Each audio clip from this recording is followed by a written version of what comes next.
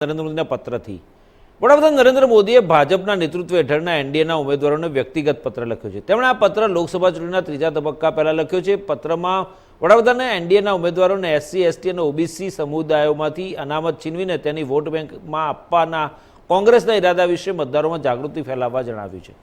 પત્રમાં વડાપ્રધાન મોદીએ કહ્યું હતું કે તેઓ લોકોના મહેનતના પૈસા છીનવીને તેમની વોટ બેંકમાં આપવા પર તલપાપડ છે। કોંગ્રેસે પણ સ્પષ્ટ કર્યું છે કે તેઓ વારસા ટેક્સ જેવા ખતરનાક વિચારો લાવશે। દેશને એક થવું પડશે।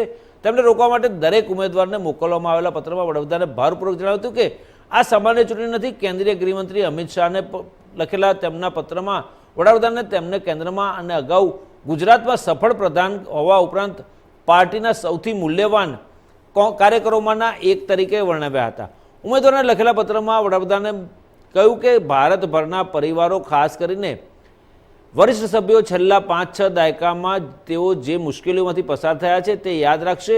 છેલ્લા 10 વર્ષમાં સમાજના દરેક વર્ગના જીવનની ગુણવત્તામાં સુધારો થયો છે, જેમાંથી ઘણી સમસ્યાઓ દૂર થઈ છે। તેમ છતાં હજુ પણ ઘણું કરવાનું બાકી છે અને આ ચૂંટણી બધા માટે સારું જીવન સુનિશ્ચિત કરવાના અમારા મિશનમાં નિર્ણાયક બની રહેશે।